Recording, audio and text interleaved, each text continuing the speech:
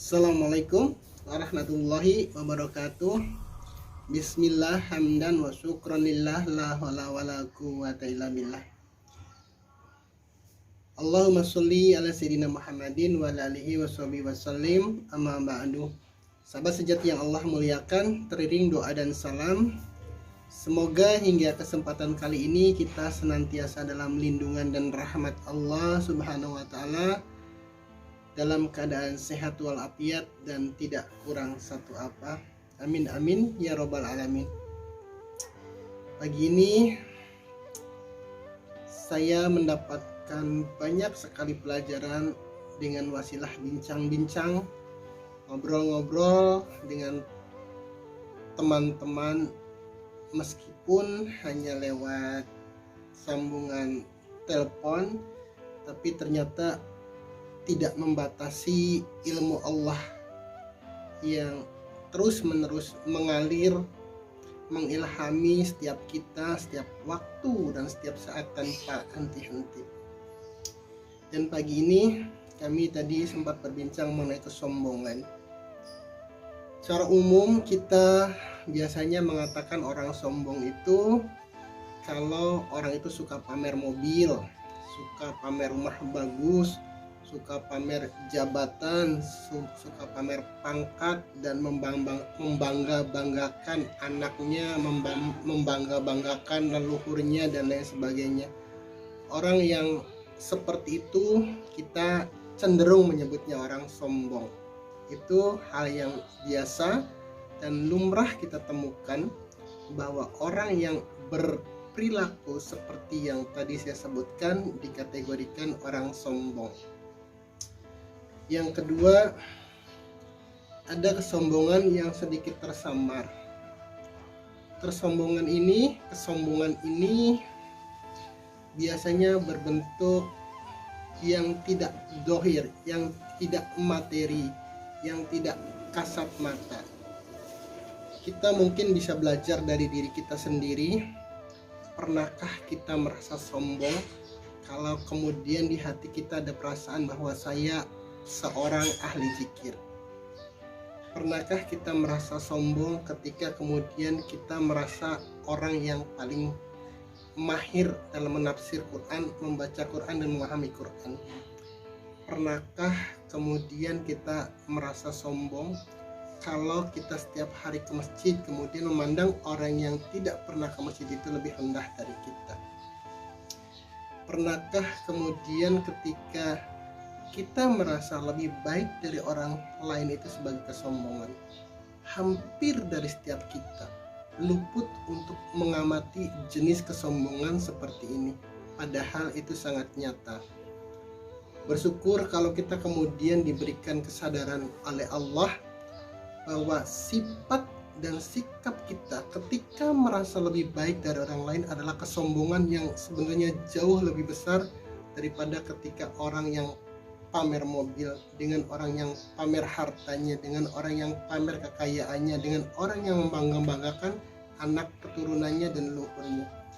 Karena orang yang merasa lebih baik amalnya, lebih baik zikirnya, lebih baik sholatnya, lebih baik ke masjidnya, lebih baik hafalan Qur'annya, lebih baik ahli hadisnya dan lain sebagainya, itu justru kesombongan yang lebih akan mengotori hati kita.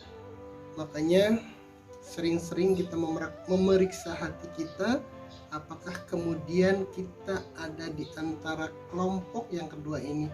Mungkin kita tidak sombong dengan harta kita karena memang kita tidak punya harta yang banyak. Mungkin kita tidak menyombongkan mobil kita karena kita tidak punya mobil mewah. Mungkin kita tidak menyombongkan leluhur kita karena kita lahir dari keturunan orang biasa. Mungkin kita tidak menyombongkan anak-anak kita karena anak kita sekolahnya di sekolah biasa saja, tidak keluar negeri dan lain sebagainya. Tapi kadang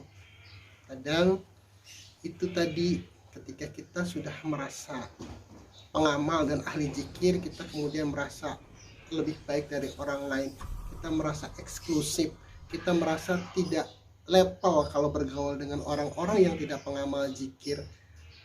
Kemudian ketika kita sudah merasa ahli masjid, tiap waktu kita ke masjid Kemudian ketika ada orang yang susah ke masjidnya, kita memicingkan mata, kita menganggap mereka itu, orang yang tidak ke masjid itu lebih rendah dari kita. Kemudian ketika kita sudah pandai membaca Al-Quran, bahkan bisa menafsiri Al-Quran, kita menganggap orang yang belum bisa baca Al-Quran itu adalah sebagai orang yang jahil. Padahal mungkin orang yang belum bisa baca Al-Quran itu belum punya kesempatan untuk belajar, atau mungkin belum diberikan kesempatan oleh Allah untuk belajar. Jadi tidak patut orang yang sudah pandai Al-Quran, sudah paham Al-Quran, kemudian memandang orang yang tidak baca Al-Quran itu sebagai lebih rendah, karena itu sebuah kesombongan. Kemudian juga ada yang sombongan yang gelar, sebutan, pangkat. Ketika kita sudah dipanggil ustadz, kemudian itu menjadi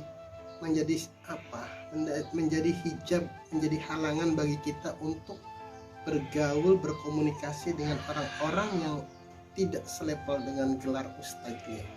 Ya, banyak yang ustadz yang harus ditelepon duluan, harus disapa duluan, harus dipanggil duluan. Sementara kalau ada orang lain yang mungkin tidak melihatnya, mungkin lupa meneleponnya, mungkin lupa meminta izinnya, dianggap si orang tersebut tidak beradab, kurang patut, tidak menghormati ustadznya. Sementara ustadz dan ustadz sendiri tidak menyadari bahwa ketika ada perasaan seperti itu juga kesombongan. Jadi memang unik, sombongan itu sesuatu yang unik, boleh dikatakan demikian, karena lagi ada kesombongan yang terlihat, ada kesombongan yang laten, yang tersembunyi, yang tidak terlihat, dan itu justru yang lebih berbahaya, karena orang lain yang justru melihat kesombongan kita, karena orang lain yang justru melihat kita menempatkan diri kita pada level yang berbeda. Nah itu, jadi lagi kita harus sering memeriksa hati kita, memeriksa rasa-rasa yang ada di hati kita. Jangan-jangan, atau bahkan sudah ada, cuma selama ini kita tidak menyadari. Jadi tidak perlu malu, tidak perlu khawatir, tidak perlu takut ketika kemudian kita disadarkan Allah bahwa kita sombong. Bahkan ketika kita disadarkan oleh Allah kita sombong, itu sebuah anugerah. Karena dengan kesadaran itu kita bisa kemudian mengkoreksinya. Jadi kesombongan yang disadari jauh lebih baik daripada ketaatan yang justru melahirkan kesombongan. Sekali lagi, kesombongan yang disadari untuk kemudian diperbaiki jauh lebih baik dari ketaatan yang kemudian melahirkan kesombongan. Itu kuncinya. Dan ada satu level lagi tingkat kesombongan yang ini mungkin bisa menjadi skala yang lebih tinggi dari semua kesombongan tadi, yaitu kesombongan kepada Allah. Bagaimana bentuknya? Kita sombong kepada Allah karena kita merasa bisa bernapas sendiri. Kita sombong kepada Allah karena kita merasa mata kita bisa berkejap sendiri. Kita sombong kepada Allah karena kita merasa bisa melangkahkan kaki kita sendiri, mengayunkan tangan kita sendiri, menggerakkan mulut kita sendiri. Kemudian kita beribadah seolah-olah kita sendiri yang bisa beribadah, bukan karena hidayah dari Allah. Seolah-olah kita karena ilmu kita, karena kita sudah paham hukumnya, paham dalilnya, paham fikihnya, kemudian kita merasa bahwa ibadah kita karena ilmu dan amal kita. Itu yang justru juga menjadikan level kesombongan itu terus meningkat. Jadi la haula wala quwata illa billah itu meliputi segalanya, dan itu salah satu sarana, wasilah untuk meredam kesombongan kita, agar kemudian ketika kita punya uang, kita menyadari bahwa uang, harta, dan jabatan kita dari Allah. Kemudian ketika kita bisa ngaji, bisa mengamalkan zikir, bisa rajin ke masjid, bisa baca Quran dan lain sebagainya, itu pun karena Allah. Kemudian ketika mata kita berkedip, telinga kita mendengar, mulut kita bicara, jantung kita berdetak, kaki kita melangkah, tangan kita bisa mengepal dan lain sebagainya, juga harus disadari bahwa itu karena Allah, bukan karena kita. Uang bernapas aja kita tidak bisa, bagaimana kemudian kita membanggakan diri bahwa ini ilmu kita, ini amal kita, ini sholat kita, ini harta kita, ini kepandaian kita, dan lain sebagainya. Jadi kesombongan itu memang sebuah instrumen dalam diri manusia yang jika level kesombongan itu turun, maka otomatis kadar keimanan kita kepada Allah itu akan naik. Sebaliknya, ketika kemudian kesombongan kita naik bahkan meroket, maka iman kita, keyakinan kita kepada Allah akan tertekan pada posisi yang paling rendah, karena kesombongan tidak akan membiarkan kita meyakini adanya Allah. Kesombongan tidak akan merelakan kita untuk bertawakal. Kesombongan tidak akan pernah membiarkan kita untuk mengakui kelemahan kita. Kesombongan justru akan selalu mengarahkan bahwa kita bisa. Kesombongan justru akan mengarahkan kita untuk merasa lebih baik. Kesombongan justru akan meninggikan ego kita untuk menjadi seseorang yang hebat, yang diakui, yang kemudian dianggap dituakan, dan lain sebagainya. Jadi itu, maka kemarin juga sempat saya sharing mengenai bahaya laten kesombongan, dan ternyata kesombongan itu akan selalu ada, tidak mungkin dihilangkan, karena itu merupakan instrumen kita sebagai manusia. Yang harus kita lakukan adalah mawas, kemudian selalu mengontrol hati kita, melihat ke dalam hati kita adakah kesombongan itu, untuk kemudian kita mintakan kepada Allah agar kesombongan ini tidak lantas menguasai kita, mendikte kita, mendrive kita. Kita mohon kepada Allah agar kesombongan ini bisa ditekan, bisa diarahkan agar kemudian tidak dominan, sehingga keimanan kita, keyakinan kita akan lebih dominan dibandingkan sifat sombong tadi. Insya Allah ketika kesombongan itu levelnya turun, maka keimanan kita naik.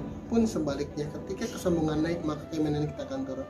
Maka berhati-hatilah, sadari kesombongan, kemudian untuk segera kita perbaiki dengan cara bermohon kepada Allah agar kita dilindungi dari kesombongan yang tidak kita sadari. Sekali lagi, agar kita bisa memohon kepada Allah untuk dilindungi dari kesombongan yang tidak disadari, yang akan menjerumuskan dan mendorong kita ke lembah kehancuran. Itu billahi taufiq wal hidayah. Assalamualaikum warahmatullahi wabarakatuh.